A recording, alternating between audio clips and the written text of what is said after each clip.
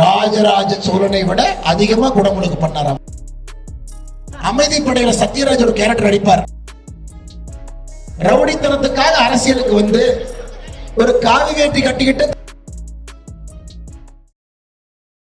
அமைச்சர் முதலமைச்சர் போனார்னா செவத்துல பள்ளி ஓட்டுற மாதிரி வண்டியில் ஓட்டிருப்பாரு. அவரு ராஜராஜ சோழனை விட சிறந்தவரா? இந்த அநியாயத்தை கேட்டிருக்கிறீங்களா?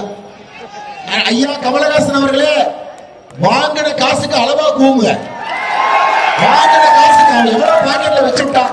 ஒரு ராஜ்யசபா சீட்டு கொடுத்தான், எலெக்ஷன் பிரச்சார செலவுக்கு ஒரு நோட்டை வச்சான், அதுக்கு மட்டும் கூவுனா போதும். எதுக்கு ஓவரா ராஜராஜ சோழன்? நாலு அருமை சொந்தங்கள், இன்னைக்கு நம்ம திருவாரூருடைய நம்முடைய கோவில் தியாகராஜர் கோவிலை பாருங்க, தெப்பக்குளத்தை பாருங்க எப்படி இருக்குன்னு. எவ்வளவு அசுத்தமாக அந்த கோயிலை வைத்திருக்கின்றார்கள்.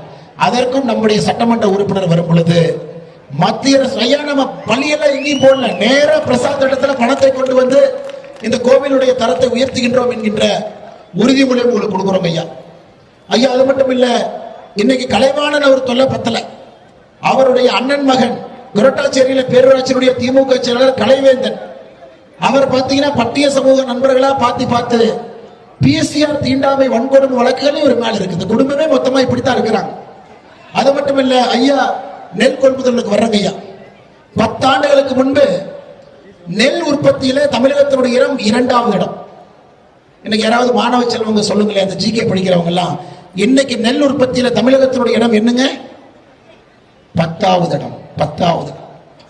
இவனுங்க பழம்பெருமை பேசிக்கிட்டு திராவிட மாடல் ஆட்சி இவனுங்க எல்லாம் ஐயா பழைய செருப்பை வீட்டுக்கு வெளியே வச்சுக்கணும். செருப்புலாம் உங்களுக்கு பீரமா இருந்தா வீட்டுக்கு வெளியே வச்சுக்கங்க. சில பேருக்கு அடிக்கிறதுக்கு இந்த பழைய செருப்பு தேவைப்படும், வீட்டு வாசல் அதை வச்சுக்கணும். நெல் களஞ்சியம், இந்தியாவிற்கு அரிசி கொடுத்த ஒரு பகுதி. தஞ்சாவூர் டெல்டா இந்த பகுதிக்கு வந்தாவே எங்களுக்கு எல்லாம் சாப்பாடு போடுறவங்க நீங்க. 2வது இடத்திலிருந்து 10வது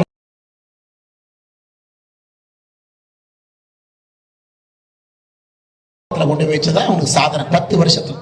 அதுவும் குறிப்பாக இந்த கடந்த 5 வருஷத்துல படிப்படியா குறைச்சு 10வது இடத்துல வச்சிருக்காங்க.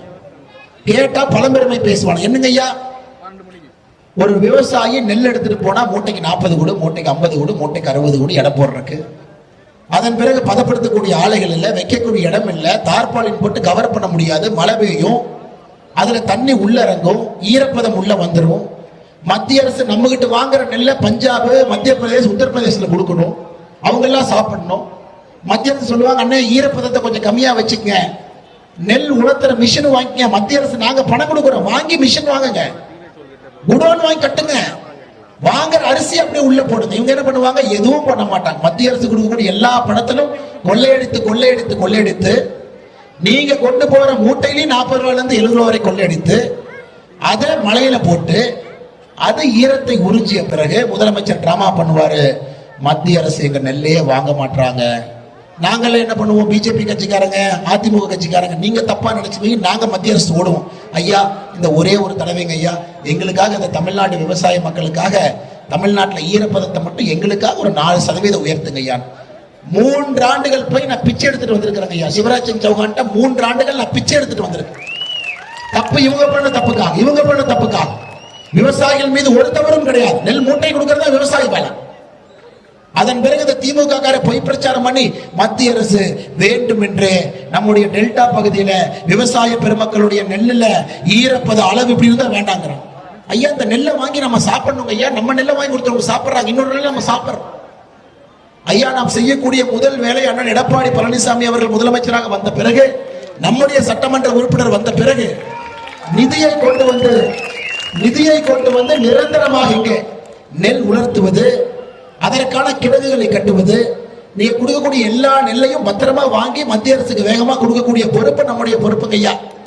அதையும் வேலை செய்ய மாட்டாங்க, அதையும் பொய் தான் சொல்லுவாங்க.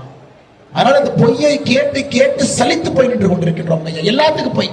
முதலமைச்சரை பொறுத்தவரை காலையில பொம்மை கீ கொடுக்குற மாதிரி 6 மணிக்கு கீ கொடுத்தீங்கன்னா 12 மணி வரைக்கும் டெல்லி டெல்லி டெல்லி அந்த பொம்மை அது மட்டும்தான் பேசுது. அப்புறம் 12 மணிக்கு மேல கீ கொடுத்தீங்கன்னா ஹிந்தி ஹிந்தி ஹிந்தி 6 மணி வரைக்கும் அந்த பொம்மை. 6 மணிக்கு கீ கொடுத்தீங்கன்னா மத்திய அரசு வஞ்சிக்குது, மத்திய அரசு வஞ்சிக்குது, மத்திய அரசு வஞ்சிக்குது. 10 மணிக்கு பொம்மை தூங்க போயிடும், திரும்ப காலைல 6 மணிக்கு கீ கொடுக்கும். ஐயா இந்த 5 ஆண்டு காலமாக தமிழகத்துல இதை தவிர நாம் எதுவுமே பார்க்கல. டெல்லி ஹிந்தி மத்திய அரசு வஞ்சிக்குது. டெல்லி ஹிந்தி மத்திய அரசு வஞ்சிக்குது.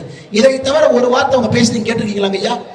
தமிழ்நாடு எப்படி உயர்ந்திருக்கு, நாங்க 5 வருஷத்துல திருவாரூர் எப்படி உயர்த்தி இருக்கிறோம், எத்தனை நெல்முள் கொள்முதல் நிலையத்தை கட்டணும், எத்தனை நெல் உலர்த்தக்கூடிய இடத்தோம், அதெல்லாம் பேசவே மாட்டாங்க. இன்னைக்கு வந்தாலும் திருவாரூர்ல என்ன பேசுவானுங்கன்னா டெல்லி ஹிந்தி மத்திய அரசு வஞ்சி. இதை தவிர உருப்படாதவனும் ஒண்ணும் பேச மாட்டாங்க, ஒண்ணுமே பேச மாட்டாங்க. ஏன்னா 30 வருஷம் திருவாரூர்ல சட்டமன்ற உறுப்பினராக இருக்கிறீங்க, 67 இருந்து உங்க கூட்டணி இங்க இருக்கு. வெக்கம் கெட்டவனுங்க என்னையா திருவாரூர்ல உருவாக்கிங்கன்னா அதுவும் பேச மாட்டாங்க. அதனால் அருமை சொந்தங்களை அன்போடு கேட்டுக்கொள்கின்றேன், எனக்கு வரக்கூடிய கோபம் நியாயமா இங்க இருக்கக்கூடிய நம்ம எல்லோருக்கும் வரும். நாம் எந்த தவறும் செய்யல, நாம நம்முடைய மனித தன்மையை வெயில்ல போய் நின்று விவசாயம் பண்றோம். ஆனா அரசு நமக்கு கை கொடுக்கல, அரசு நம்மளை தூக்கி விடல, அரசு நம்ம அடுத்த கட்டம் செல்வதற்கான எந்த முயற்சியும் எடுக்கல. அப்படிங்கறத நீங்க தயவு செஞ்சு மறந்துடாதீங்க ஐயா.